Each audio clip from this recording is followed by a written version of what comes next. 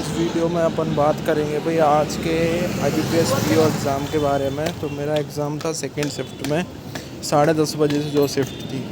तो भाई पहले आ रही है रीजनिंग, फिर दैन इंग्लिश एंड क्वांट। तो रीजनिंग में मेरे 25 क्वेश्चन अटेम्प्ट हुए हैं।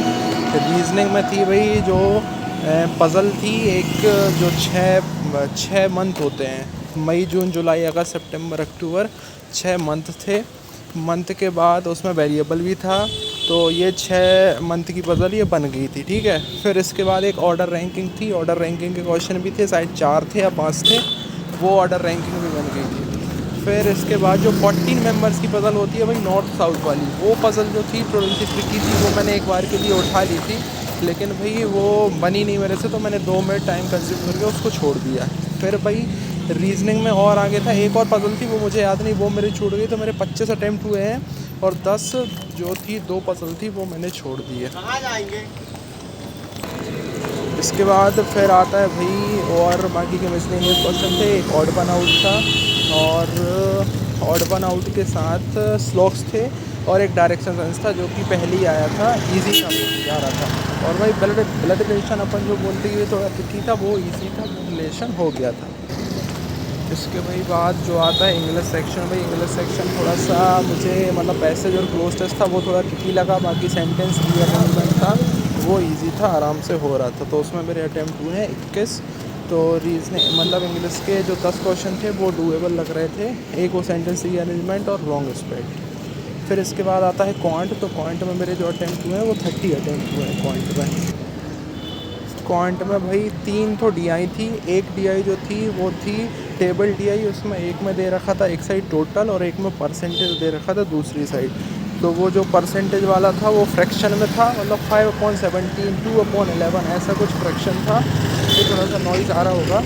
तो ऐसी एक DI थी, उसमें शायद थे 6 क्वेश्चन, तो वो मैंने कर लिया था। इसके बाद फिर था क्वाड्रेटिक। क्वाड्रेटिक भाई बिल्कुल ही ईजी था, जस्ट देखने से हो रहा था। इसके बाद से सिंप्लीफिकेशन। तो सिंप्लीफिकेशन के 5 क्वेश्चन, क्वाड्रेटिक के 5 क्वेश्चन और एक ही DI था, ऐसे हो गए 15 क्वेश्चन। फिर अपन चलते हैं तो फिर थी भाई कैसलेट। एक कैसलेट थी, उसमें दिया था T20 ODI और टेस्ट के रन्स। तो रन्स दिए थे और उनमें 3 थे, ABC 3 लोगों के, तीनों फॉर्मेट के रन दिए थे। एक टेस्ट का टोटल दे रखा था और बाकी रेसोस दे रखी थी, तो उससे फाइंड करना था, वो भी हो गई थी। उसमें एक था भाई यहाँ क्वेश्चन की जो एक के रन है ना, वो ODI में उससे कोई रिलेशन था, तो उसका आंसर शायद 29 आ रहा है। उसमें Q&D क्वेश्चन में ये भी था कि कैन नॉट बी डिटरमाइंड, तो 29 उसका आंसर है। बाकी भाई इसके आगे एक और DI थी, वो बार ग्राफ DI थी। उसमें एक में दे रखा था टोटल A एंड B का, और एक में दे रखा था, नहीं सॉरी, टोटल दे रखा था और परसेंटेज, कितने परसेंट इसका है, तो सोल्ड का परसेंटेज दे रखा था और टोटल केक थे और परसेंटेज दे रखा था। उसमें अनसोल्ड केक अपन को फाइंड करने थे, और इसमें शायद था वही वो कैन नॉट बी डिटरमाइंड वाला क्वेश्चन। तो इसका आंसर आएगा शायद 29।